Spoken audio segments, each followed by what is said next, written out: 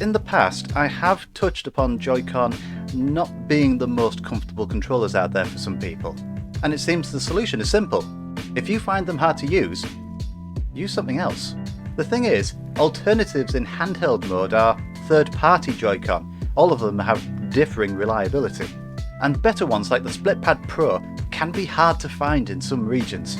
Another alternative, however, if you've got a Pro controller, is to use one of those Switch Pro controller mounts to easily use your Pro controller in handheld mode. Now, there is no argument that a Pro controller is far more comfortable than Joy-Con, but are they worth trying out? What are they like to use?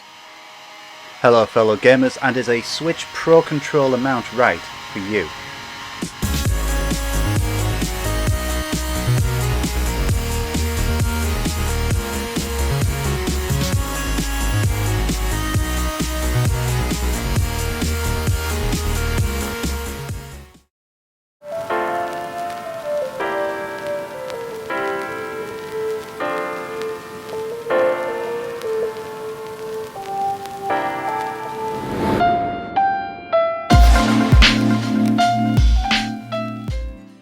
So yeah, there are quite a few of these floating around the internet at the moment. I can't possibly try them all, but I can give you my hands-on experience with the one that I've got. This one in particular is an Oivo branded one that I got from Amazon.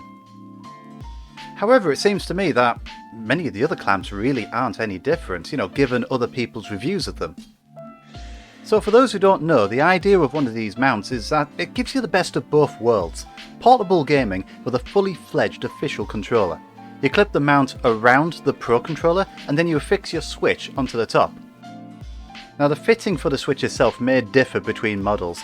Most of them use a clamp, but some use the rails on the side of the Switch instead. Now there have been arguments made on YouTube that these ones are more secure than using the clamp version. But there is one key difference here. I'm not being sponsored. I have a clamp-like model here, and to be honest, it's perfectly fine. As long as the spring inside is strong enough, your Switch is going to stay securely in place. The clamp models also have these rubber edges on the inside so your Switch won't be damaged when it's inserted. Though, with this particular model there's a bit of a downside with it. If you fit your Switch perfectly into the middle, the top of the clamp obscures the headphone socket. Now you can gently shift the Switch along in order to expose that socket if you want to use headphones, but that moves the Switch slightly off centre. But to be honest, once I start a game, I don't really notice it. Now, as you can tell already, it works similarly to the controller mounts available for phones, where, the phone is at the top above the controller. And at first you might think that something like this is going to be very uncomfortable to use, because, well, the Switch is heavier than any phone out there on the market. And yes, you would be right, leave the Switch in a position above the controller and it is rather top heavy. While there are controller mounts that are fixed like this, what you'll want to do is get a mount that's double jointed, like the one I have here.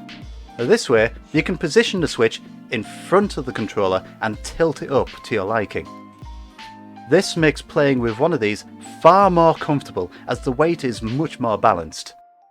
Now it will take you a few tries to get the Switch into your optimal comfortable position, but once you do, you can just leave it in that position going forward. And yeah, it does look a bit weird, but the main advantage of a setup like this is being able to use a Pro controller in handheld mode, without being restricted to tabletop or docked mode. And well, it's as good as you might expect. Although there's less of a benefit of this when it comes to, slow-paced games like Animal Crossing or various different puzzle games, there is a real difference when it comes to faster-paced games like fighters and first-person shooters. When using the Joy-Con playing these kind of games in handheld mode, it can feel a little bit cramped sometimes and a bit awkward. You're not able to respond as quickly as you'd like. It's in these games where you'd really want to use a more comfortable and responsive controller. So if you find yourself playing Smash Brothers or Doom regularly away from a TV, getting yourself a controller mount sounds like a no-brainer. But it depends on the controller you're using. If you're predominantly using a third-party controller, you might be out of luck. Now they may exist, but I've never seen one of these Switch controller mounts that have been made with anything other than the official Pro controller in mind. And that's the hidden cost with one of these. The mounts themselves can be found pretty cheaply, with the one that I have here costing me a mere £12 about a year ago. But needing an official Pro controller instantly adds 60 quid to the cost if you haven't already got one. So really you are limited to the official controller, or perhaps one of those Chinese knockoff ones that they use the same mould. But if you have one though, it might just be worth grabbing. But the next question is, what kind should you get? Well, that depends on what Switch you have and the games that you play. If you have the OG Switch, you have a couple of different options. You've got the clamp style one or the rail versions, and either of these are going to work fine for you. However, if you have a Switch Lite, the clamp-like model is your only option. And in fact, some of the clamp-like models are really useful if you're into vertical games. Just give the top a quick twist, a flick of the wrist, that's what the showman said, and boom! You can play vertical games whilst making better use of the screen real estate. And when it comes to vertical games, you really don't have many other options without wasting a lot of the screen space.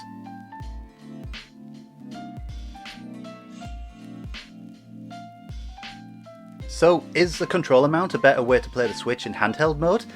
Well, you can pretty much rule that option out if you don't have a Pro controller. It's definitely worth it if you do have one though, and you play a lot of intensive games away from the house in handheld mode. It's actually pretty nice having something that's really well balanced whilst having a more comfortable and traditional button layout. Now it's probably not going to be worth it if you tend to lean towards more like relaxing or puzzle-like games when you're away from the TV.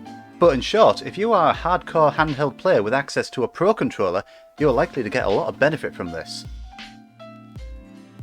And I would recommend going for the clamp model because that means you should be good regardless of the model of Switch you have, including the upcoming OLED model. Now the one I've got here isn't the only option. If you don't like how this one works, there are quite a few scattered around the internet. Have a shop around to see which one fits your needs. But if you're still after the one that I've shown you here, I've left a link in the description to where I got it. And you know, while you're down there you could always hit that subscribe button if you want to see more from me. But what do you think of these? Have you been trying these for a while now, or are you looking into getting one for yourself? Please let everyone know down below in the comments.